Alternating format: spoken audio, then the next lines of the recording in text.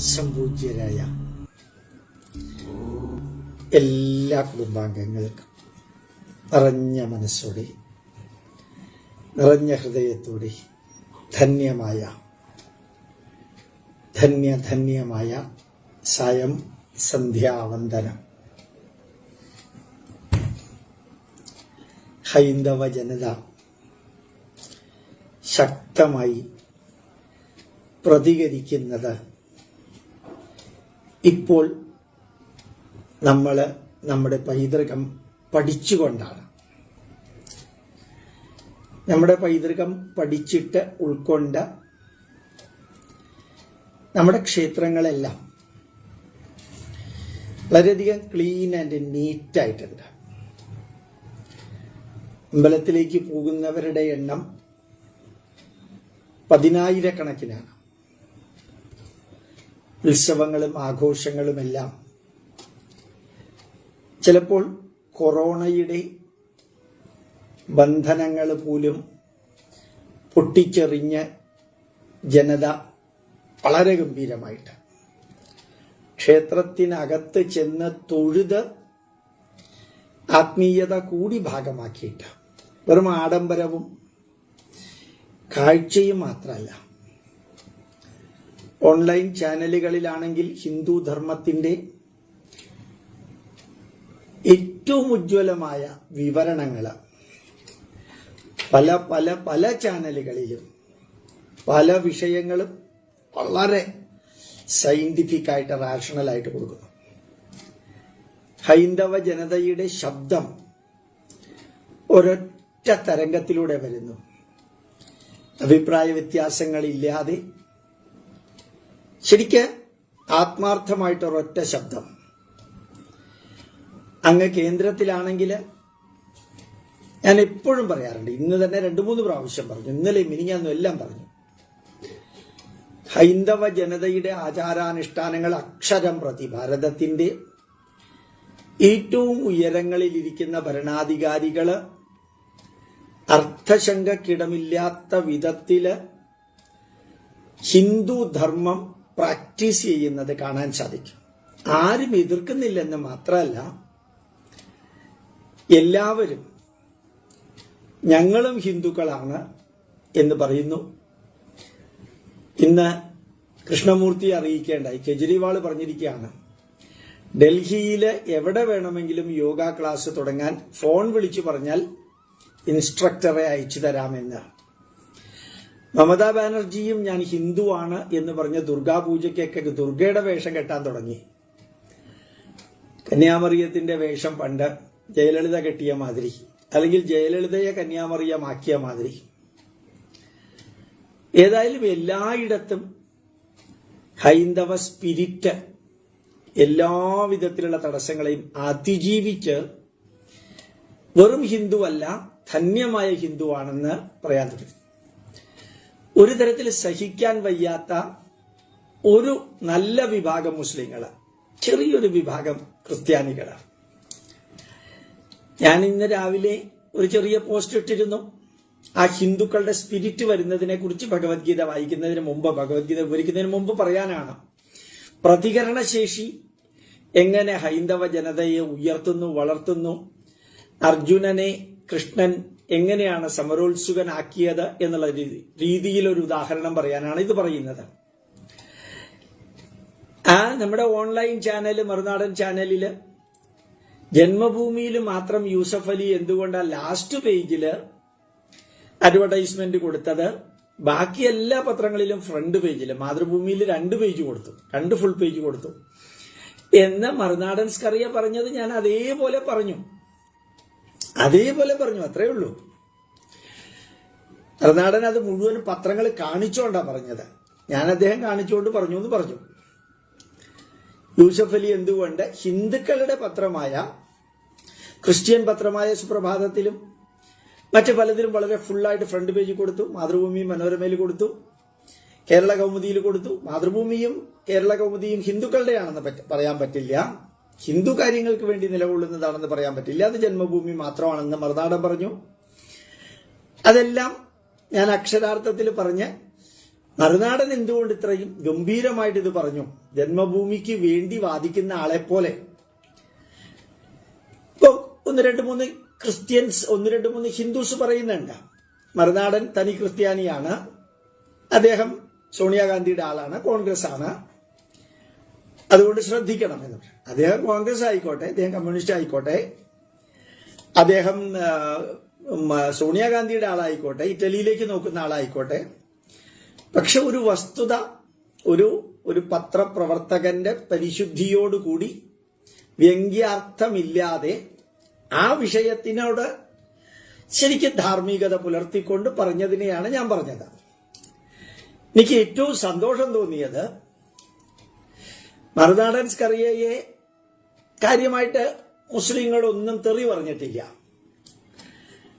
എന്നെ തെറി കൊണ്ട് അഭിഷേകമാണ്. അതായത് മറുനാടൻ സ്കറിയ അങ്ങനെ പറഞ്ഞു എന്ന് ഞാൻ പറഞ്ഞു, അത്രേ ഉള്ളൂ. ഞാൻ പുതിയതായിട്ടൊന്നുമില്ല. ഞാൻ ജന്മഭൂമി പത്രവും വായിച്ചില്ല, മാതൃഭൂമിയും വായിച്ചിട്ടില്ല, ഈ അഡ്വർടൈസ്മെന്റ് വന്ന ഞാൻ ഒന്നും വായിച്ചിട്ടില്ല, ഞാൻ കണ്ടിട്ടുമില്ല, തുറന്നിട്ടുമില്ല. ഞാൻ കണ്ടതിനെ കുറിച്ചും അല്ല പറഞ്ഞത്, അങ്ങേര് പറഞ്ഞതിനെ കുറിച്ച് ഞാൻ പറഞ്ഞു. ഒരു ക്രിസ്ത്യാനിയായി അഭിമാനിക്കുന്ന, കോൺഗ്രസ്സുകാരനായിട്ട് അഭിമാനിക്കുന്ന, കോൺഗ്രസ്സുകാർക്ക് വേണ്ടി വാദിക്കുന്ന, ക്രിസ്ത്യാനികൾക്ക് വേണ്ടി വാദിക്കുന്ന, പക്ഷേ ക്രിസ്ത്യൻസിലെയും കോൺഗ്രസിലെയും തെറ്റുകൾ കരിം പച്ചയ്ക്ക് തുറന്ന് പച്ചയ്ക്ക് പറയുന്ന മനുഷ്യനാണ് അദ്ദേഹം. അതെനിക്കറിയാം, എനിക്ക് പരിചയമുണ്ട്. ഞങ്ങൾ ഇടയ്ക്ക് വിളിക്കാറുമുണ്ട്. പണ്ട് ഞാൻ അദ്ദേഹത്തിന്റെ ഒരു ഇന്റർവ്യൂ നടത്തിയിട്ടുണ്ട് നമ്മുടെ ചാനലിൽ. അതുകൊണ്ട് അദ്ദേഹത്തിന്റെ ആ വരികൾ ജന്മഭൂമിയായിട്ട്. പക്ഷേ ഒരു 10-20-30 മുസ്ലിങ്ങൾ ഗോപാലകൃഷ്ണൻ വർഗീയവാദം, ജന്മഭൂമിയെ കുറിച്ച് പറയുന്നത് വർഗീയവാദം അല്ല, ഇയാള് വളരെ കൃത്യമായിട്ട് മറുനാടൻ പറഞ്ഞതിനെ ഞാൻ ഏറ്റുപറഞ്ഞതാ വർഗീയവാദം. അതല്ല, അങ്ങേരങ്ങനെ പറഞ്ഞതില് ലക്ഷക്കണക്കിന് ആൾക്കാർ കണ്ടിട്ടുണ്ട്. അതാ വർഗീയവാദം? എനിക്കറിഞ്ഞൂടാ. അങ്ങേര് പറഞ്ഞത് ഞാൻ പറഞ്ഞു. ഏതായാലും കുറെ പേര് എന്നെ വിളിച്ചു പറഞ്ഞു, കൊള്ളേണ്ട ഇടത്ത് കറക്റ്റായിട്ട് കൊണ്ടിട്ടുണ്ട് സാറേ, അതാണ് ഇങ്ങനത്തെ ഒരു പ്രതികരണം എന്ന് പറയുകയുണ്ടായി. വളരെ വളരെ സ്ട്രോങ് ആയിട്ട് പറയുകയുണ്ടായി. അപ്പൊ യഥാർത്ഥത്തില് എനിക്ക് തോന്നി മറുനാടനേക്കാൾ പവർഫുൾ ആണ് ഗോപാലകൃഷ്ണൻ. അതുകൊണ്ടാണല്ലോ അങ്ങേർക്ക് തെറിയൊന്നും കിട്ടാതെ എനിക്ക് കിട്ടിയത്. അതായത് ഇന്ന് ഹൈന്ദവ ജനത കാര്യങ്ങളെല്ലാം മുക്കിലും മൂലയിലും നിന്ന് വളരെ വ്യക്തമായിട്ട് അറിയുന്നുണ്ട്, അത് പ്രതികരിക്കുന്നുണ്ട്, വളരെ കൃത്യമായിട്ട് പറയേണ്ടത് പറയുന്നുണ്ട്, ഒരൊറ്റ ശബ്ദത്തിൽ പറയുന്നുണ്ട്. അത് ഒരു പക്ഷേ മറ്റെല്ലായിടത്തും ഹൈന്ദവ ജനതയുടെ വിജയം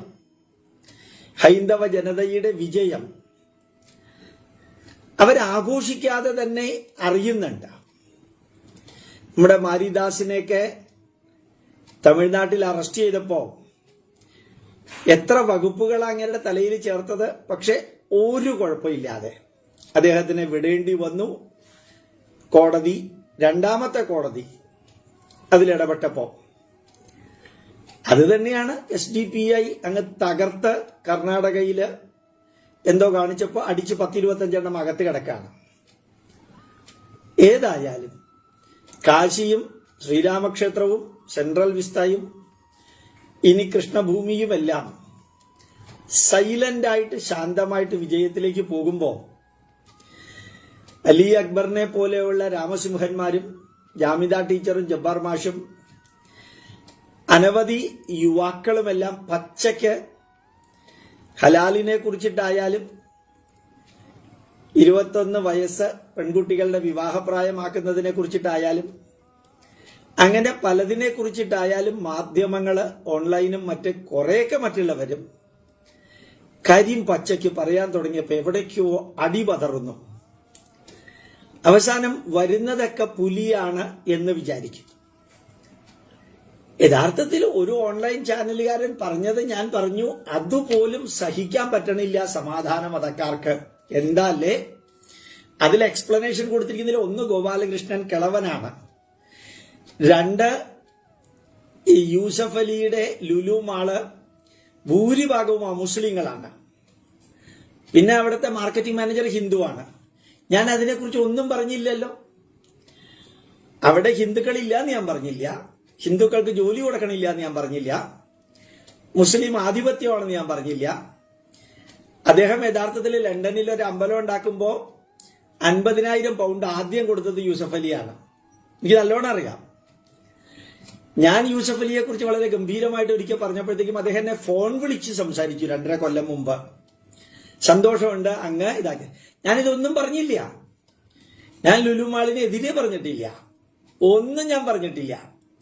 അവിടുത്തെ മുസ്ലിം ആധിപത്യമാണെന്ന് പറഞ്ഞില്ല, അതിനകത്ത് ജിഹാദി നടക്കുന്നുണ്ടെന്ന് ഞാൻ പറഞ്ഞില്ല. അങ്ങനെ ഒരു മാള് വന്നു കഴിഞ്ഞാല് ആ പ്രദേശത്തുള്ള ചെറിയ ചെറിയ കടക്കാരുടെ അത് അടച്ചു പൂട്ടുമെന്ന് പലരും പറഞ്ഞത് ഞാൻ പറഞ്ഞില്ല. കമ്മ്യൂണിസ്റ്റുകാർ പിണറായി വിജയൻ അഭിഷേകം നടത്തുന്നുണ്ട് ഈ കോർപ്പറേറ്റുകാരനെ ഉദ്ഘാടനം ചെയ്തതിന്. ഞാൻ അതിനെക്കുറിച്ച് ഒന്നും പറഞ്ഞില്ല. അദാനിയോ അംബാനിയോ അല്ല ടാറ്റയോ മഹീന്ദ്രയോ കേരളത്തിൽ എന്തെങ്കിലും തുടങ്ങിക്കഴിഞ്ഞാൽ അവര് കോർപ്പറേറ്റ് മുതലാളിമാര്, തൊഴിലാളി വർഗത്തെ ഉന്മൂലനം ചെയ്യാൻ വന്നവര്. പക്ഷെ യൂസഫ് അലിയും മുഹമ്മദ് അലിയും എന്തെങ്കിലും തുടങ്ങിയാൽ ഒരു കുഴപ്പമില്ല. നല്ല വ്യവസായ വാണിജ്യ അന്തരീക്ഷം കേരളത്തിലുണ്ടെന്നുള്ളതിന് തെളിവാണ്. അതിനെക്കുറിച്ച് ഞാൻ പറഞ്ഞില്ല, ഞാനൊന്നും പറഞ്ഞിട്ടില്ല. എന്നിട്ട് എന്നെ എന്തിനാ ഇത്രയും അധികം പറയുന്നത്? ഒരൊറ്റ കാര്യം, ഭഗവത്ഗീതയുടെ ക്ലാസ്സിൽ പങ്കെടുക്കുന്നവരോട് എനിക്ക് പറയാനുള്ളത്, നമ്മൾ വസ്തുതാപരമായിട്ട് പഠിച്ച് നമ്മൾ കാര്യങ്ങൾ ഉത്തരം കൊടുത്താൽ, അതാണ് കൃഷ്ണൻ ചെയ്തത് അർജുനന്റെ അടുത്ത്. വെറുതെ യുദ്ധം ചെയ്യാൻ പറഞ്ഞില്ല, വെറുതെ എഴുന്നേറ്റ് നിന്ന് പൊക്കോളും ഞാൻ കൂടെ ഉണ്ടെന്ന് പറഞ്ഞില്ല, ഞാൻ സാരഥിയാണെന്ന് പറഞ്ഞില്ല. ഈ 700 574 ശ്ലോകങ്ങള്, 700 ശ്ലോകങ്ങളിൽ 574 ശ്ലോകങ്ങളിലൂടെ അടിത്തറ അർജുനന് പറഞ്ഞു കൊടുത്തിട്ടാണ് അർജുനനോട് യുദ്ധം ചെയ്യാൻ പറഞ്ഞത്. അത് പറയാനാണ് ഞാൻ ഇതൊക്കെ പറഞ്ഞത്. മാത്രല്ല, ഏതോ ഒരു പത്രപ്രവർത്തകൻ ഒരു മൊട്ടയടിച്ച ഇസ്കോൺ ഹരേ കൃഷ്ണ പ്രസ്ഥാനത്തിലെ ഒരു സ്വാമിയോട് ഇന്നലെ ഞാൻ പറഞ്ഞിരുന്നു. അത് ആള് റിപ്പീറ്റഡ് ആയിട്ട് ആ ജേർണലിസ്റ്റ് പറയുന്നുണ്ട്, you are brain washing the people, ISKCON people are brain washing. അപ്പൊ ആ ബ്രെയിൻ വാഷിംഗ് എന്ന് പറയുന്നത് കേട്ടുന്ന മൊട്ട ശിഖ വെച്ചോണ്ടുള്ള അങ്ങേരാണെങ്കിൽ ഇങ്ങനെ തലയിട്ട് ആട്ടുന്നുണ്ട്. കൃഷ്ണനെ വയലിൻ പഠിപ്പിക്കുന്ന മാതിരി, വയലിൻ കൃഷ്ണനെ കേൾപ്പിക്കുന്നവൻ ഒരു വയസ്സൻ, കുചേലനെ പോലെയുള്ള ഒരു വയസ്സിന്റെ ഒരു ഫോട്ടോ ഉണ്ട്, അതുമാതിരി അങ്ങനെ തലയാട്ടുന്നത്. അവസാനം വാട്ട് ഈസ് യുവർ റിപ്ലൈ എന്ന് പറഞ്ഞിട്ട് ഈ ജേർണലിസ്റ്റ് ഈസ്കോണിലെ ഹരേ കൃഷ്ണ പ്രസ്ഥാനത്തിലെ അവരോട് ചോദിച്ചപ്പോൾ പറഞ്ഞു, yes we are brain washing, we are doing the brain washing. പിന്നെ അയാൾ കൈകൊണ്ട് കാണിക്കുന്നുണ്ട്, the waste brain, the dirty brain, the smelling, obnoxiously smelling brain we are cleaning. അയാള് ബ്രെയിൻ വാഷിംഗ് ഉപയോഗിച്ചപ്പോൾ അതേ ബ്രെയിൻ വാഷിംഗ് കൊണ്ട് തിരിച്ചു കൊടുത്തു. സുരേഷ് ഗോപി, അതെ ഞാൻ സംഖ്യയാണ്, ഞാൻ ചാണക സംഖ്യയാണ്, ഗോമൂത്ര സംഖ്യയാണ് എന്ന് 100 വട്ടം പറയാൻ തയ്യാറാണെന്ന് നമ്മുടെ സുരേഷ് ഗോപി ഇദ്ദേഹത്തിന് സംഖ്യയാണെന്ന് പറഞ്ഞവർക്ക് മറുപടി കൊടുത്ത മാതിരി. ആദ്യം പറയും അങ്ങനെ മറുപടി കൊടുക്കാൻ തുടങ്ങിയത് നമ്മളാണ്. അങ്ങനെ കൃത്യമായിട്ട് അതേ വാക്കുകൾ ഉപയോഗിച്ച് മറുപടി കൊടുത്തപ്പോൾ എന്താണോ ലുലു മാളിൽ നടന്നത്, ഈ അഡ്വർടൈസ്മെന്റ് മാത്രം, അതിൽ ഹിന്ദു എന്ന വാക്ക് ഞാൻ പറഞ്ഞിട്ടില്ല, പറഞ്ഞിട്ടുണ്ടെങ്കിൽ മറുനാടൻ പറഞ്ഞതാണ്, അത് ഏൽക്കേണ്ടയിടത്ത് ശരിക്കേറ്റു. അതല്ലേ സത്യം? അല്ലെങ്കിൽ ഇത്രയും മുസ്ലിങ്ങൾ പ്രതികരിക്കേണ്ട കാര്യം എന്തിരിക്കുന്നു? നിനക്ക് വേറൊരു പണിയില്ലേ എന്ന് പറഞ്ഞ് 1-2 ക്രിസ്ത്യൻസ് ചോദിച്ചിട്ടുണ്ട്. എന്റെ പണി രാവിലെ തൊട്ട് രാത്രി വരെ ഹിന്ദുക്കളെയും ക്രിസ്ത്യാനികളെയും മുസ്ലിങ്ങളെയും ദേശീയ ബോധമുള്ളവരാക്കാണ്, നമ്മുടെ പൈതൃകത്തിനോട് ബോധമുള്ളവരാക്കാണ്. അതിന് നിങ്ങൾക്ക് 2000 രൂപയുടെ ചിപ്പോ നാനോ മാറ്ററോ ഒക്കെ മനസ്സിലായില്ലെങ്കിൽ ഞാനല്ല ഉത്തരവാദി. അതിൽ ഗോപാലകൃഷ്ണൻ കിളവനായാൽ എന്താ, മരിക്കുന്നത് വരെ ഇത് തന്നെയായിരിക്കും ചെയ്യാം. നിങ്ങളുടെ നെഞ്ചത്തേക്ക് ചില വാക്കുകളും വരികളും എത്തുന്നുണ്ടെങ്കിൽ നിങ്ങളുടെ ചോദ്യം, തനിക്ക് വേറെ ഒരു പണിയില്ലെന്ന്.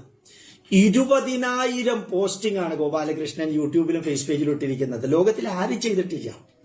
പഠിക്കലും പഠിപ്പിക്കലും പ്രചരിപ്പിക്കലും പ്രവർത്തിക്കലും പ്രതികരിക്കലുമാണ് എന്റെ ജീവിതത്തിന്റെ അവസാനം വരെ.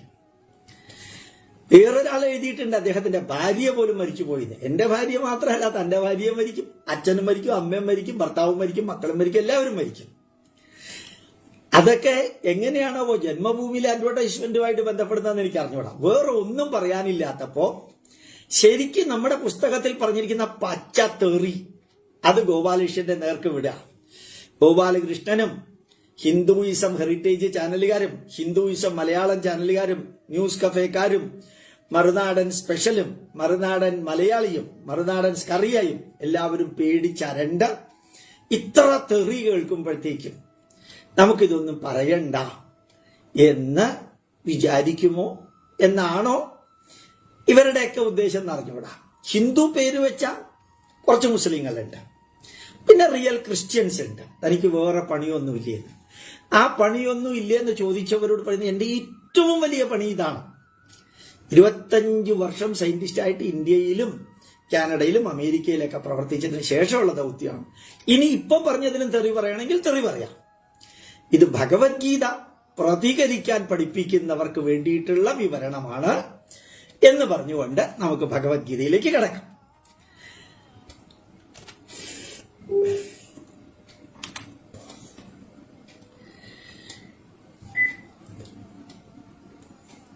കഴിഞ്ഞ ദിവസം നമ്മൾ വളരെ വളരെ വളരെ കൃത്യമായിട്ട് കൃഷ്ണൻ നമ്മുടെ ഭാരതീയമായ വീക്ഷണം എങ്ങനെയാണ് ഈ പ്രപഞ്ചത്തിന്റെ ഭൂമിയിലുള്ള സർവചരാചരങ്ങളുടെയും നിലനിൽപ്പ്, അത് പ്യുവർ അൾട്രാ മോഡേൺ ബയോകെമിസ്ട്രിക്ക് പോലും പറയാൻ പറ്റാത്ത രീതിയിലുള്ള വിവരണമാണ് സംസ്കൃതത്തിൽ നൽകിയിരിക്കുന്നത്. നമ്മുടെ ഫ്രിഡ്ജ് ഓഫ് ക്യാപ്ര പറയുന്ന മാതിരി where the modern science has come to an abrupt end, there starts ancient Indian Upanishadic philosophy. നമ്മുടെ സയൻസ് ഒരു സ്ഥലത്ത് വന്ന് നിൽക്കുന്നു, അവിടെ നിന്ന് ആരംഭിക്കുന്നു നമ്മുടെ ഉപനിഷത്ത് ചിന്താധാരകൾ. അതിൽ അന്ന് ഞാൻ പറഞ്ഞിരുന്നത് അവയർനെസ് ആൻഡ് കോൺഷ്യസ്നെസ്, പ്രജ്ഞാനം ബ്രഹ്മ, അത് ഉപനിഷത്തിലെയാണ്. ഋഗ്വേദത്തിന്റെ 10 ഉപനിഷത്തുക്കളിൽ ഒന്നാമത്തെ ഉപനിഷത്തായിട്ടുള്ള ഐതരേയ ഉപനിഷത്തില് അതിലെ ഒരു മഹാവാക്യമാണ് പ്രജ്ഞാനം ബ്രഹ്മ. അത് ഋഗ്വേദത്തിന്റെ സന്ദേശമാണ്. പ്രജ്ഞാനം ബ്രഹ്മ ഗംഭീര സന്ദേശമാണത്. Awareness and consciousness itself is divine എന്നുള്ളതാണ് അതിന്റെ അർത്ഥം. What is the divinity? Awareness and consciousness in every cell, every system. അതാണ് യഥാർത്ഥത്തില് പ്രജ്ഞാനം ബ്രഹ്മ. അത് എന്നിലുണ്ട്, അഹം ബ്രഹ്മാസ്മി. അത് നിന്നിലുണ്ട്, തത്വമസി. അത് ആത്മാവിന്റെ രൂപത്തിലുണ്ട്, അയം ആത്മാ ബ്രഹ്മ. ഇപ്പൊ ഋഗ്വേദം, യജുർവേദം, സമവേദം, അഥർവവേദം, അങ്ങനെ 4 മഹാവാക്യങ്ങളില് ഇപ്പൊ യഥാർത്ഥത്തിൽ നമ്മളുടെ ശരീരം പ്രവർത്തിക്കുന്നത് ആ ഈശ്വര ചൈതന്യം കൊണ്ടാണോ, അതല്ല നമ്മളുടെ ശരീരത്തിന്റെ പ്രത്യേകത കൊണ്ടാണോ? ഇവിടെയാണ് കൃഷ്ണൻ ക്രിസ്റ്റൽ ക്ലിയർ ഉത്തരം നൽകുന്നത്. നമ്മൾ മോഡേൺ സയൻസിൽ പറയുന്നത് എന്തുകൊണ്ട് മനുഷ്യന്റെ ഹാർട്ട് 70 പ്രാവശ്യം 68 പ്രാവശ്യം ഇടിക്കുന്നു, അതിന് ഒരു ആൻസറേ ഉള്ളൂ. It's the nature. It's natural. എന്തുകൊണ്ട് ലിവർ നമ്മുടെ 16 പ്രാവശ്യം ശ്വാസകോശം 16 പ്രാവശ്യം എക്സ്പാൻഷനും കോൺട്രാക്ഷനും മനുഷ്യനില്, 35 പ്രാവശ്യം ഒരു പട്ടിയില്, ഏതാണ്ട് 1, 2, 3 പ്രാവശ്യം ഒരു ആമയില്. ആ നമ്പർ എങ്ങനെയാ ജീവജാലങ്ങളിൽ വ്യത്യാസപ്പെട്ടിരിക്കുന്നതെന്ന് ചോദിച്ചാൽ ഇറ്റ്സ് നേച്ചർ, ഇറ്റ്സ് നാച്ചുറൽ. ഭഗവാൻ കൃഷ്ണൻ പറഞ്ഞു അത് പ്രകൃതിയാണ്. ഇംഗ്ലീഷിൽ നേച്ചർ, നാച്ചുറൽ എന്ന് പറയുന്നത് സംസ്കൃതത്തിൽ പ്രകൃതി എന്ന് പറഞ്ഞു. 5164 വർഷങ്ങൾക്ക് മുമ്പാണ് കൃഷ്ണൻ പറഞ്ഞതെന്ന് മറക്കരുത്. പക്ഷേ പ്രകൃതിക്ക് മാത്രം അത് ചെയ്യാൻ സാധിക്കുമോ? ഇല്ല. അതിന്റെ കൂട്ടത്തില് ജീവാത്മാവെന്ന ചൈതന്യവുമുണ്ട്. അതിന് തെളിവെന്താ? ജീവാത്മാവ് ശരീരത്തിൽ നിന്ന് വിട്ടുപോയാൽ, ഏതൊന്ന് വിട്ടുപോയോ, വിട്ടുപോയതിന് ശേഷം പിന്നെ ഹാർട്ട് വർക്ക് ചെയ്യണില്ല. ഹാർട്ട് എവിടെയുണ്ട്, വർക്ക് ചെയ്യണില്ല. ശ്വാസകോശം വർക്ക് ചെയ്യണില്ല, ബ്രെയിൻ വർക്ക് ചെയ്യണില്ല. തീയിലിട്ട് കത്തിക്കുമ്പോഴത്തേക്കും അയ്യോ എന്ന് പറഞ്ഞു ചൂടാവുന്നു എന്ന് പറഞ്ഞ് എഴുന്നേൽക്കുന്നില്ല. അപ്പൊ ശരീരമല്ലേ കത്തണത്, എന്തേ പൊള്ളാത്തത്, അല്ലെങ്കിൽ ചാരമാകുമ്പോൾ സംസാരിക്കാത്തത്? ഏതൊന്നാണോ ആ ശരീരത്തിൽ നിന്ന് പോയത്, ആ ജീവാത്മാവിന്റെ സാന്നിധ്യത്തിൽ മാത്രമേ പ്രകൃതി ഉണ്ടാക്കിയ ഈ ശരീരം, ആ പ്രകൃതിയുടെ ശരീരം പ്രവർത്തിക്കുള്ളൂ എന്ന് കൃഷ്ണൻ പറയുന്നു. സയൻസും 51.5 നൂറ്റാണ്ടിന് ശേഷം അത് തന്നെയല്ലേ പറയുന്നത്? മരിക്കൂ എന്നല്ലേ ഡോക്ടർ പറയുന്നത്?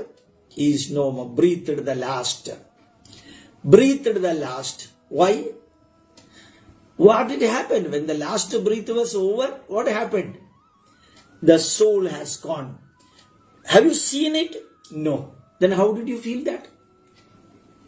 ആ സോൾ പോയി എന്നുള്ളതിന് എന്താ തെളിവ്? കണ്ടോ? ഇല്ല. അതുണ്ടായിരുന്നപ്പോ ശരീരം പ്രവർത്തിച്ചു, ഇപ്പൊ ശരീരം പ്രവർത്തിക്കുന്നില്ല.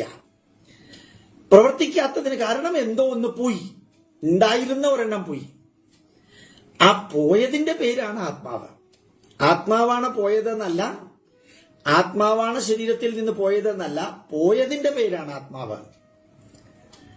അതും കൃഷ്ണൻ തന്നെയാണ് പറഞ്ഞിരിക്കുന്നത്. ഇനി ഭഗവത്ഗീതയുടെ ഉള്ളിലേക്ക് ഒന്നുകൂടി ഇറങ്ങി ചെല്ലുന്ന നോക്കാം. ഇത് ഗംഭീരാണെന്ന് നോക്കാം. സമം സർവേഷു ഭൂതേഷു തിഷ്ടന്തം. ഇത് അതിന്റെ 27-ാമത്തേത്.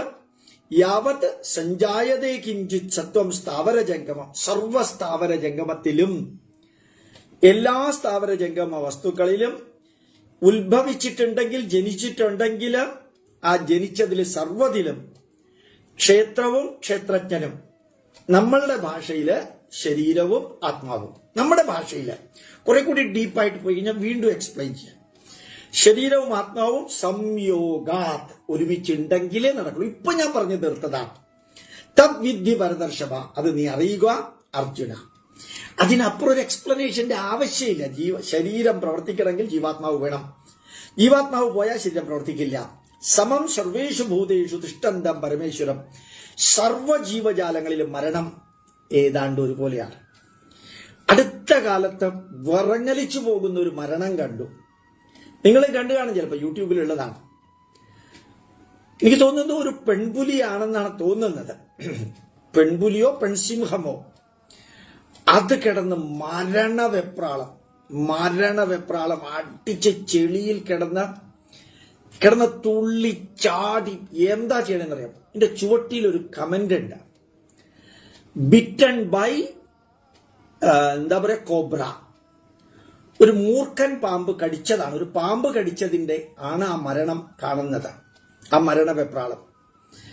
അപ്പൊ എനിക്ക് തോന്നുന്നു അറിഞ്ഞിട്ടാണ് ഒരാളെ എഴുതിയിരിക്കുന്നത്. ആ വീഡിയോ മുഴുവനും കണ്ടാൽ നമ്മൾ ഞെട്ടിപ്പോവും. ഒരു പെൺസിംഹത്തിന്റെ മരണം. ആ മരണം എന്ന് പറയുന്നത് അതിനകത്ത് നിലനിന്നിരുന്ന ജീവാത്മാവ് വിട്ടുപോവാണ്. പക്ഷെ ആ ജീവാത്മാവ് അതിലും മനുഷ്യനിലും എല്ലാ മൃഗങ്ങളിലും ഒരേപോലെയാണ് എന്ന് ഭഗവാൻ കൃഷ്ണൻ പറയുന്നു. സമം സർവേഷു ഭൂതേഷു തിഷ്ടന്തം പരമേശ്വരം. ആ ജീവാത്മാവിനെ, ആ പരമാത്മാവിനെ, ആ പരമമായ ചൈതന്യത്തെ കൃഷ്ണൻ തന്നെ പരമേശ്വരം എന്ന് പറയുന്നു. പരമേശ്വരം, അതായത് കൃഷ്ണൻ മാറി നിന്ന് വിരല് ചൂണ്ടിക്കൊണ്ട് പറയുന്നു, ആ ചൈതന്യമാണ് പരമേശ്വര ചൈതന്യം, പരമമായ ഈശ്വര ചൈതന്യം. വിനശ്യത്സു അവിനശ്യന്തം. ശരീരവും സർവചരാചരങ്ങളുടെ ബോഡി, പ്രകൃതി ഉണ്ടാക്കി തന്നിരിക്കുന്ന ആ ബോഡി ഡീഗ്രേഡ് ചെയ്തു പോകും. തീയിലിട്ടാലും പോകും, അല്ലെങ്കിൽ മണ്ണിൽ കുഴിച്ചിട്ടാലും പോകും, ഡീഗ്രേഡ് ചെയ്തു പോകും. പക്ഷേ ജീവാത്മാവ് ഡീഗ്രേഡ് ചെയ്തു പോവില്ല. നൈനം ചിന്തന്തി ശസ്ത്രാണി നൈനം ദഹതി പാവകഃ നചൈനം ക്ലേദയന്ത്യാപോ നച ശോഷയതി മാരുത അച്ഛേദ്യോയം അദാഹ്യോയം അക്ലേദ്യോ ശോഷ്യേവജ നിത്യ സർവഗതസ്ഥാണുരചലോയം സനാതന. നല്ല വരിയ. ആയുധം കൊണ്ട് മുറിക്കാൻ പറ്റാത്തത്, തീ കൊണ്ട് കത്തിക്കാൻ സാധിക്കാത്തത്, വെള്ളം കൊണ്ട് അലിയിപ്പിക്കാൻ സാധിക്കാത്തത്, വായു കൊണ്ട് ശോഷിപ്പിക്കാൻ സാധിക്കാത്തത്, എല്ലാത്തിനുമുള്ളത്, നിത്യവുമുള്ളത്, അനക്കാൻ പറ്റാത്തതായ ആ ചൈതന്യം നിത്യം എക്കാലത്തുള്ളതാണ്. സർവഗതം, എല്ലാത്തിനെയും മുമ്പോട്ട് നയിക്കുന്നത്, എല്ലാത്തിനുമുള്ളത്. സ്ഥാണു സ്റ്റെബിലൈസ്ഡ്, അചലോയം ഇമ്മൂവബിൾ, സനാതന. ചിരപുരാതനം പ്ലസ് നിത്യനൂതനം ഇസ്കുൾ സനാതനം. ആ സനാതനം നശിക്കുന്ന എല്ലാ ജീവജാലങ്ങളിലും നശിക്കാതെ നിലനിൽക്കുന്നു. ജീവജാലങ്ങൾ നശിക്കുമ്പോൾ അതിൽ നിന്ന് ജീവാത്മാവ് പുറത്തേക്ക് പോകുന്നു. അതിനെ കത്തിക്കാൻ സാധിക്കില്ല, വെള്ളത്തിൽ അലിയിക്കാൻ സാധിക്കില്ല, വായുവോട് ശോഷിപ്പിക്കാൻ സാധിക്കില്ല, ആയുധം കൊണ്ട് മുറിക്കാൻ സാധിക്കില്ല. അതിനെ ആര് യഹ പശ്യതി സ ഏവ പശ്യതി. ആ ജീവാത്മാവിനെ കുറിച്ച് പഠിക്കലാണ് ആത്മജ്ഞാനം. ശരീരത്തെക്കുറിച്ച് ഡോക്ടർമാർ പഠിക്കുന്നുണ്ട്. യഥാർത്ഥത്തിൽ ഹാർട്ടിനെ കുറിച്ച് കാർഡിയോളജിസ്റ്റ് പഠിക്കുന്നുണ്ട്, ബ്രെയിനിനെ കുറിച്ച് ന്യൂറോളജിസ്റ്റ് പഠിക്കുന്നുണ്ട്, സ്പൈനൽ കോഡിനെ കുറിച്ചിട്ട് അത് ന്യൂറോളജിയുടെ വേറൊരു ബ്രാഞ്ച്, ഓർത്തോ എല്ലിനെ കുറിച്ച് പഠിക്കുന്നുണ്ട്, ഡെന്റിസ്റ്റുമാർ പല്ലിനെ കുറിച്ച് പഠിക്കുന്നുണ്ട്, ത്രോട്ട്, ഇയർ, നോസ് അതിനെക്കുറിച്ച് ENT സ്പെഷ്യലിസ്റ്റ് പഠിക്കുന്നുണ്ട്, കുട്ടികളെ കുറിച്ചിട്ട് ഒരു ഗ്രൂപ്പുകാർ പഠിക്കുന്നുണ്ട്, പ്രസവത്തെക്കുറിച്ചും സെക്സിനെ കുറിച്ചിട്ടും ഗൈനക്കോളജിസ്റ്റ് പഠിക്കുന്നുണ്ട്. അങ്ങനെ പ്രകൃതി തന്നിരിക്കുന്ന ശരീരത്തെക്കുറിച്ച് ഡോക്ടർമാർ പഠിക്കുന്നുണ്ട്. പിന്നെന്തിനെ കുറിച്ചാണ് പഠിക്കേണ്ടത്? ആത്മാവിനെ കുറിച്ച്. ആ പഠിക്കലാണ് ആത്മീയത. അതാണ് യഥാർത്ഥത്തിൽ ആചാര്യന്മാർ പറഞ്ഞിരിക്കുന്നത്. എന്തേ ആചാര്യന്മാർ പറഞ്ഞു? ഡോക്ടർമാർ പഠിക്കുന്ന എല്ലാ വിഷയങ്ങളും കണ്ണുകൊണ്ട് കാണാം, ചെവി കൊണ്ട് കേട്ട് പഠിച്ച് മനസ്സിലാക്കാം.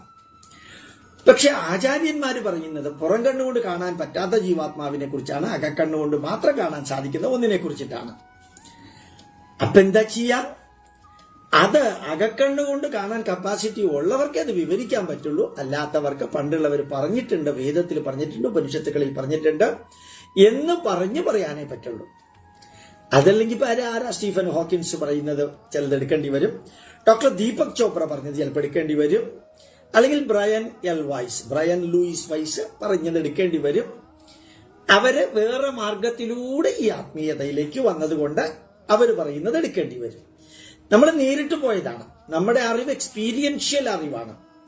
അവരുടെ അറിവ് റീസണബിളി എക്സ്പെരിമെന്റബിൾ അറിവാണ്, എക്സ്പെരിമെന്റഡ് അറിവാണ്. സ്റ്റീഫൻ ഹോക്കിൻസിന്റെ കുറച്ചൊക്കെ, ദീപക് ചോപ്രയുടെയും കുറച്ചൊക്കെ, ബ്രയൻ എൽ വൈസിന്റെ പൂർണ്ണമായിട്ടും എക്സ്പെരിമെന്റഡ് ആണ്. അപ്പൊ നമ്മളുടെ ഋഷിമാരുടെ ലെവലിലേക്ക് ആയിരക്കണക്കിന് വർഷങ്ങൾക്ക് മുമ്പ് അനുഭവത്തിന്റെ അടിസ്ഥാനത്തില് അവര് ധ്യാനത്തിലൂടെ അകക്കണ്ണുകൊണ്ട് കണ്ടെത്തിയതാണ് അവര് ആത്മാവിനെ കുറിച്ച് പറയുന്നത്. ഇവര് പരീക്ഷണ നിരീക്ഷണങ്ങളിലൂടെ മനുഷ്യ ശരീരം കീറി മുറിച്ച് കണ്ട് പഠിച്ചതാണ്. ഡോക്ടർമാരെ കണ്ടു പിടിച്ചതല്ല, കണ്ടു പഠിച്ചതാണ്. നമ്മുടെ സന്യാസിമാരെ അനുഭവിച്ചു പഠിച്ചതാണ്. വ്യത്യാസം ഇതാണ്. ഇത് കണ്ടു പഠിച്ചു എന്നിട്ട് കണ്ടു പിടിച്ചു എന്ന് പറയുന്നു. അവര് കണ്ടു പിടിച്ചതുമല്ല, കണ്ടു പഠിച്ചതുമല്ല, അനുഭവിച്ചു പഠിച്ചു. അങ്ങനെ നമ്മുടെ പൂർവികർ പറയുന്നു. അതാണ് കൃഷ്ണന്റെ ഒരു വരിയില് വിനശ്യത്സു അവിനശ്യന്തം, നശിക്കുന്ന എല്ലാത്തിലും നശിക്കാതെ നിലനിൽക്കുന്നത്. അതിന്റെ ഡെഫിനിഷൻ കഴിഞ്ഞു. നശിക്കുന്ന എല്ലാം, അതിന് ഡേറ്റ് ഓഫ് ബർത്ത് ഉണ്ട്, ഡേറ്റ് ഓഫ് ഡെത്ത് ഉണ്ട്. ശരീരത്തിന്, ആത്മാവിന് ഡേറ്റ് ഓഫ് ബർത്തും ഇല്ല, ഡേറ്റ് ഓഫ് ഡെത്തും ഇല്ല. എന്നാണെന്ന് ഇപ്പോഴും അറിഞ്ഞൂടാ.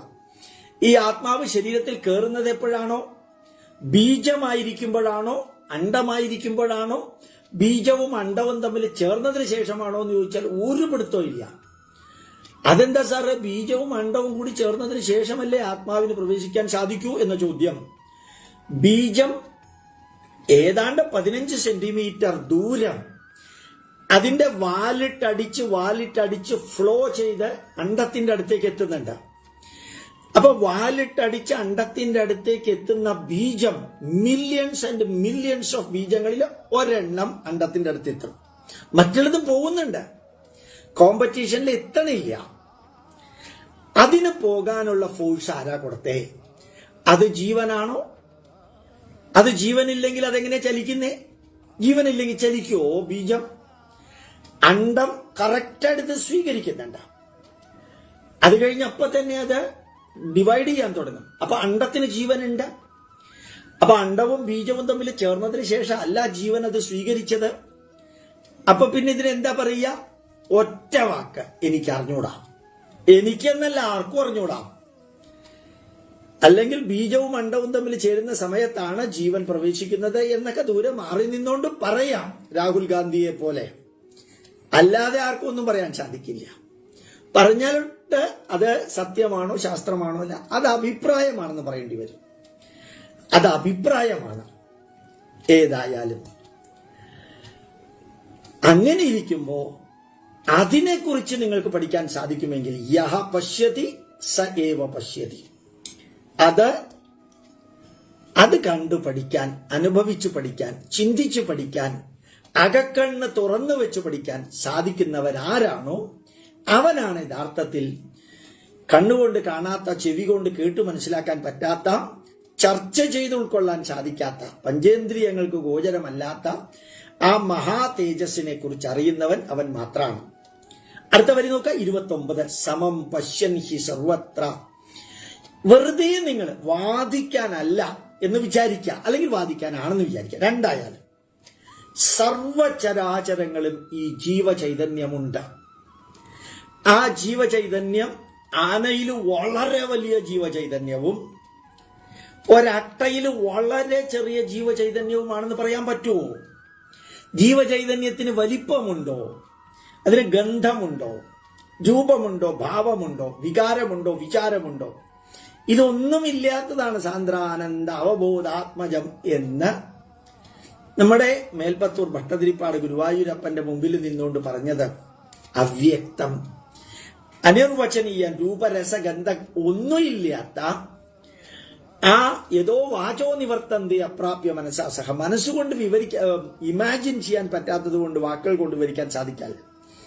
കണ്ണുകൊണ്ട് കാണാൻ പറ്റില്ല, അതത്ര ചക്ഷുർഗച്ഛതി. വാക്കുകൊണ്ട് വിവരിക്കാൻ സാധ്യമല്ല, എന്നാ വാഗ്ഗച്ഛതി. മനസ്സുകൊണ്ട് മനനം ചെയ്യാൻ സാധ്യമല്ല, നോ മനഃ.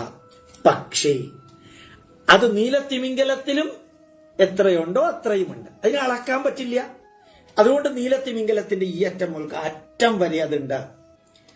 അതേസമയത്ത് ഉറുമ്പിന്റെ ഈ അറ്റം മുതൽക്ക് ഈ അറ്റം വരെ ഉണ്ട്. അങ്ങനെ പറയാൻ പറ്റുമോ? എനിക്കറിഞ്ഞൂടാ. I don't know. ആരും ജീവാത്മാവിന്റെ വലിപ്പം എത്രയാണെന്ന് പറഞ്ഞിട്ടില്ല, ഭാരം എത്രയാണെന്ന് പറഞ്ഞിട്ടില്ല, സൈസ് എത്രയാണെന്ന് പറഞ്ഞിട്ടില്ല, ഷേപ്പ് എന്താണെന്ന് പറഞ്ഞിട്ടില്ല, അതിനെ എങ്ങനെ തിരിച്ചറിയാന്ന് പറഞ്ഞിട്ടില്ല, എന്റെ ക്വാളിറ്റീസും ക്വാളിഫിക്കേഷനും എന്താണെന്ന് പറഞ്ഞിട്ടില്ല.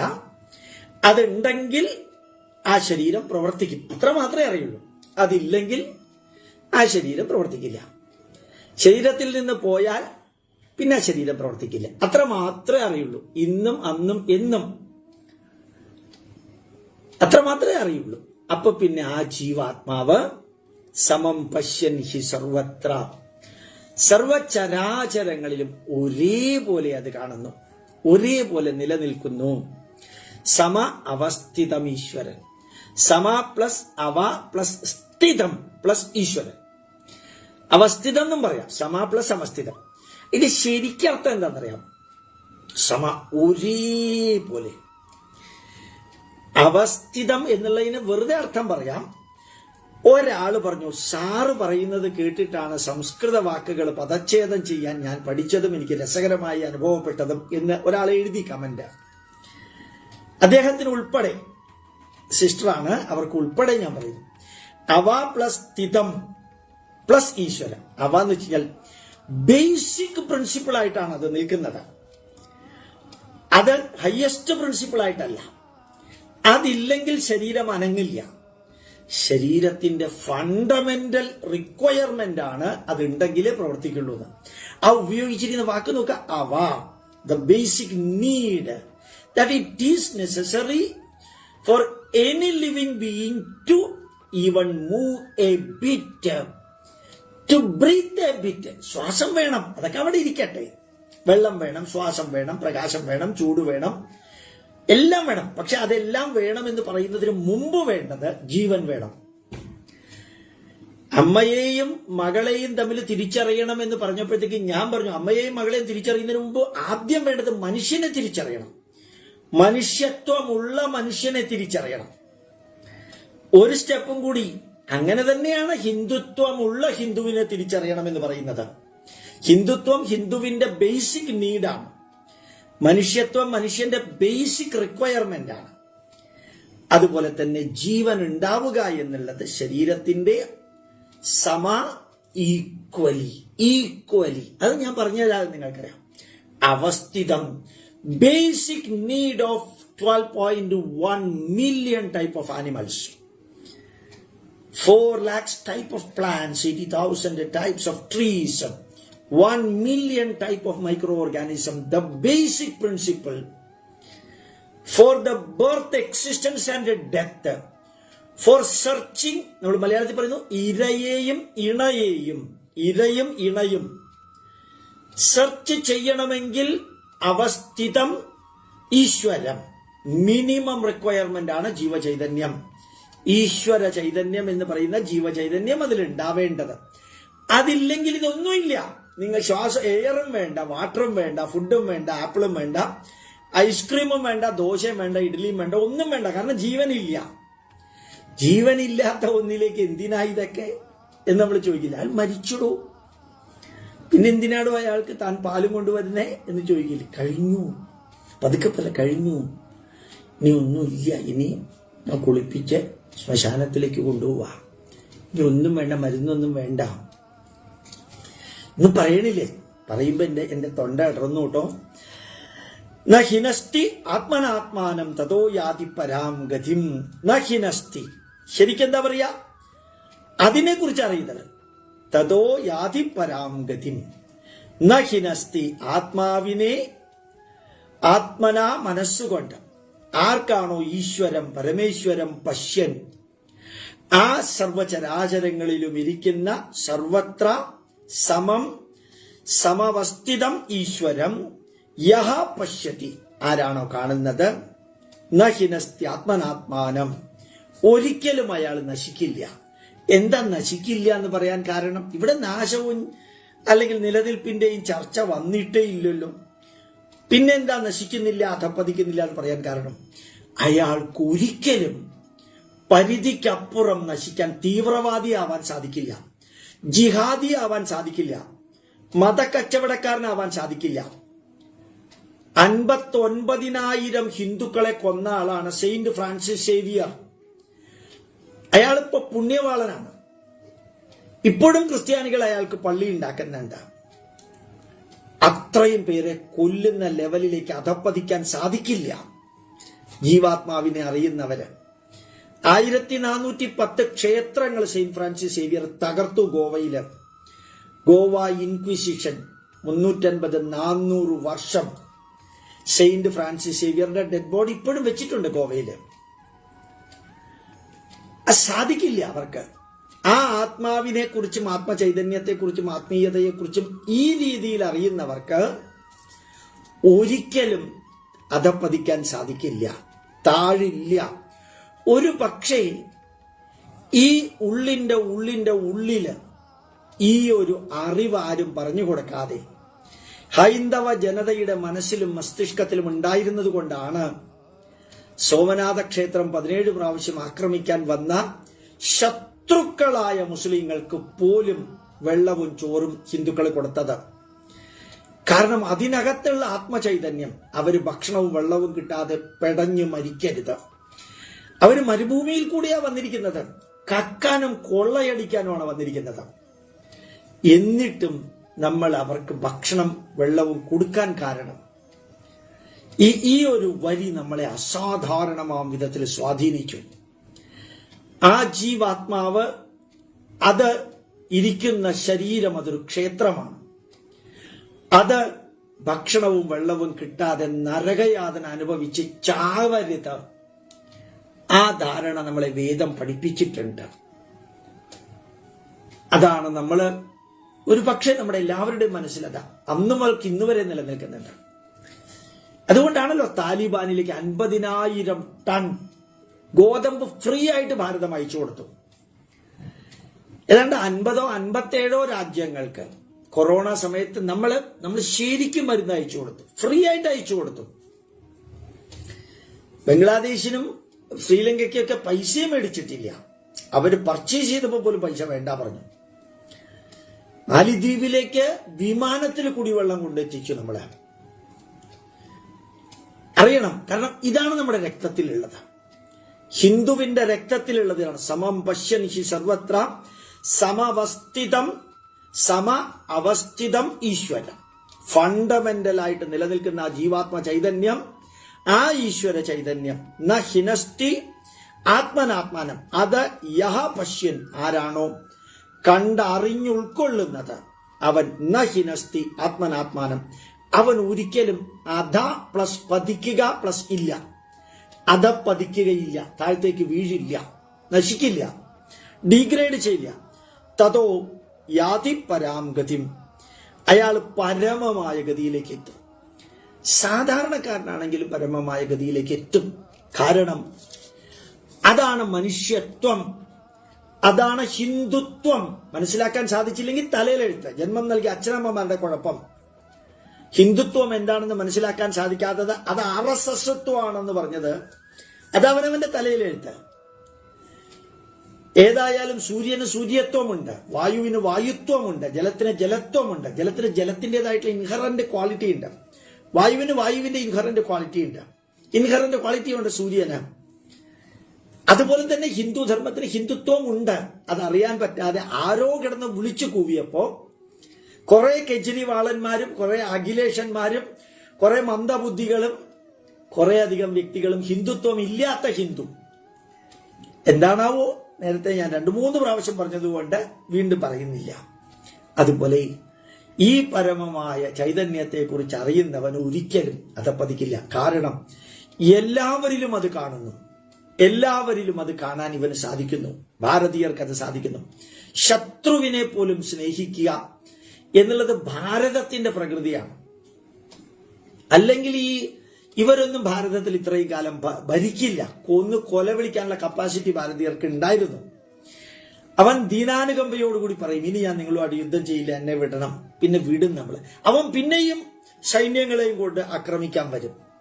അതാണ് നമ്മൾ വിചാരിക്കും, മനുഷ്യനല്ലേ, നന്മയ്ക്കുള്ള അവസരം കൊടുക്കണ്ടേ, ജീവിക്കാൻ അവന് കൊതിയില്ലേ, അവനെ നമ്മൾ കൊന്ന ശരിയാണോ, ശരി, അവൻ അബദ്ധം പറ്റി പോട്ടെ, അങ്ങനെയല്ലേ ഹിന്ദു പറയുക. അങ്ങനെ മാത്രമേ ഹിന്ദു പറയുള്ളൂ. ഞാൻ പലപ്പോഴും ക്രിസ്ത്യാനികളോട് പറയുന്നുണ്ട്, നിങ്ങളെ ഏത് പുണ്യവാളനെ വേണമെങ്കിലും പൂജിച്ചോളൂ, സെയിന്റ് ഫ്രാൻസിസ് സേവിയറെ പൂജിക്കല്ലേ. പോർച്ചുഗീസുകാരനായ അയാൾ ഇവിടെ വന്ന് ഹിന്ദുക്കളെ, നിങ്ങളുടെ പൂർവികരെ കൊല വിളിച്ചവനാണ്, അവരെ പൂജിക്കല്ലേ. ഇത്രയും കാലം പൂജിച്ചു, അറിയാതെ പോട്ടെ, കളഞ്ഞേക്കാം. ഇനി അയാൾ ഒഴിച്ച് നിങ്ങൾക്ക് 10, 100, 120ഓളം പുണ്യവാളന്മാരുണ്ടെന്നാണ് എനിക്ക് തോന്നുന്നത്. എത്രയുണ്ടെന്ന് എനിക്ക് അറിഞ്ഞുകൂടാ. അവരെ പൂജിച്ചോളൂ. ഇയാൾ ഈ നാടിനെ മുടിപ്പിച്ച, കൊല വിളിച്ച, പച്ചയ്ക്ക് തീയിലിട്ട് കത്തിച്ച, ജനനേന്ദ്രിയങ്ങളിൽ മുട്ടുസൂചിയും ആണിയും കയറ്റിയ, നഖം പിച്ചി ചീന്തി വലിച്ച, അത്ര ക്രൂരത ചെയ്തതാണ്. എന്നിട്ട് പറയുന്നുണ്ട്, the satisfaction, the contentment I am getting when these people are buried and when they are pissing and destroying the temples in the hut temple and urinating, that the enjoyment I am getting is beyond the level എന്ന് പോപ്പിന് എഴുതിയ Saint Francis Xavier. അതിവിടെയുള്ള ക്രിസ്ത്യാനികളുടെ പൂർവികരായ ഹിന്ദുക്കളെയാണ് അയാൾ ചെയ്തത്. അങ്ങനെ ഹിന്ദു ചെയ്യില്ല, ഒരു RSSകാരനും ചെയ്യില്ല. RSSകാർ പ്രതികരിക്കും, പക്ഷെ ഒരിക്കലും കൊല വിളിച്ചിട്ടില്ല. ഒരു ഹിന്ദുവും ചെയ്യില്ല, ഒരിക്കലും ചെയ്യില്ല. ഭഗവാൻ കൃഷ്ണൻ അർജുനനോട് പറഞ്ഞത്, അധർമ്മം നിലനിൽക്കുന്നത് അപ്പുറത്തുള്ളവരുടെ പ്രവൃത്തി കൊണ്ടാണ്. അവരാ പ്രവൃത്തിയിൽ നിന്ന് മാറില്ല. അവരാ പ്രവൃത്തിയിൽ നിന്ന് മാറാത്തിടത്തോളം കാലം അവരെ ധർമ്മത്തിന്റെ വഴിയിലേക്ക് കൊണ്ടുപോകാൻ പറ്റില്ല. അതുകൊണ്ട് ഒരു വഴിയേ ഉള്ളൂ, സാമദാന ഭേദ ദണ്ഡം കഴിഞ്ഞു, ലാസ്റ്റാണ് യുദ്ധം. അതല്ലെങ്കിൽ അർജുനനോട് യുദ്ധം ചെയ്യാൻ കൃഷ്ണൻ പറയില്ല, ഭാരതീയര് പറയില്ല, ഭാരതത്തിലെ വേദങ്ങൾ പറയില്ല നന്മയിലേക്ക് വരാൻ താല്പര്യമുള്ളവരെ കൊലവിളിക്കാൻ. കൃഷ്ണന്റെ ആരാധകരാക്കൂ, ഹിന്ദുക്കളുടെ ആരാധകരാക്കൂ, മഹാദേവന്റെ ആരാധകരാക്കൂ, മഹാവിഷ്ണുവിന്റെ ആരാധകരാക്കൂ, മതത്തിന്റെ എണ്ണം കൂട്ടൂ. ഇല്ല, ഒരിക്കലും ഹിന്ദുക്കൾ പറഞ്ഞിട്ടില്ല. എത്ര ഭംഗിയായിട്ട് പറഞ്ഞു. സമം പശ്യ, 2 വരികളാണ്. സമം സർവേഷു ഭൂതേഷു തിഷ്ടന്തം പരമേശ്വരം, സർവചരാചരങ്ങളിലും ഒരേപോലെ നിലനിൽക്കുന്ന ആ പരമമായ ഈശ്വരനെ വിനശ്യത്സു അവിനശ്യന്തം, നശിക്കുന്നതിൽ എല്ലാത്തിലും നശിക്കാതെ ഇരിക്കുന്നത് എന്താണോ അതിനെയാ പശ്യതി സ ഏവ പശ്യതി സമം പശ്യൻ ഹി സർവത്ര സമവസ്ഥിതം ഈശ്വരം നഹിനസ്തി ആത്മനാത്മാനം. ആ ഈശ്വര ചൈതന്യത്തെ നിങ്ങൾ മനസ്സിലാക്കിയാൽ അവനവന് ഒരിക്കലും നശിക്കില്ല, താഴില്ല, ഡീഗ്രേഡ് ചെയ്യില്ല, ഡീകേ ചെയ്യില്ല, ഒരിക്കലും നശിക്കില്ലെന്ന് മാത്രമല്ല പരമമായ ഗതിയിലേക്ക് മാനസികമായിട്ട് അയാൾ ഉയരുക തന്നെ ചെയ്യും, വളരുക തന്നെ ചെയ്യും. ധന്യമായ ഈ ക്ലാസ്സിൽ ഇങ്ങനെ വിവരിക്കാൻ സാധിച്ചതിൽ സന്തോഷമുണ്ട്.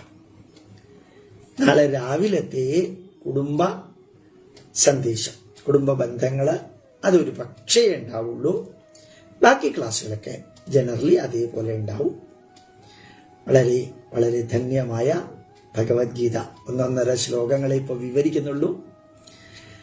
അതിൽ എനിക്ക് തോന്നുന്ന ഒരു വികാരം എന്ന് പറയുന്നത് ഒരു പ്രാധാന്യവും ഇല്ലാത്ത ഒരു അധ്യായമാണ് 13-ാം അധ്യായം എന്ന് ധരിച്ചിരുന്നു. പലരെയും പരോക്ഷമായിട്ട് ധരിപ്പിച്ചിരുന്നു. ആ ധാരണ 100% തെറ്റാണെന്ന് ഞാൻ തിരിച്ചറിയുന്നു. അതിന് കാരണം ഇത്ര ശ്രദ്ധയോടുകൂടി നിങ്ങൾ കേൾക്കാൻ വരുന്നതും ഞാൻ വിവരിക്കുന്നതിൻ്റെ കമന്റുകൾ നിങ്ങൾ എഴുതുന്നതും നിങ്ങളുടെ വരികൾ എനിക്ക് നിങ്ങളുടെ മുഖം കാണാൻ സാധിക്കുന്ന മാതിരി എനിക്ക് വിവരിക്കാൻ സാധിക്കുന്നു. സന്തോഷമുണ്ട്, സംതൃപ്തിയുണ്ട്, ചാരിതാർത്ഥ്യമുണ്ട്. എല്ലാവർക്കും ദീർഘായുസ്സും ആരോഗ്യവും ഐശ്വര്യവും സമ്പൽ സമൃദ്ധിയും ജഗദീശ്വരനും ഭാരതമാതാവും ഋഷീശ്വരന്മാരും നൽകട്ടെ എന്ന് ഗോപാലകൃഷ്ണൻ പ്രാർത്ഥിക്കുന്നു. പ്രണാമം, പ്രണാമം, പ്രണാമം.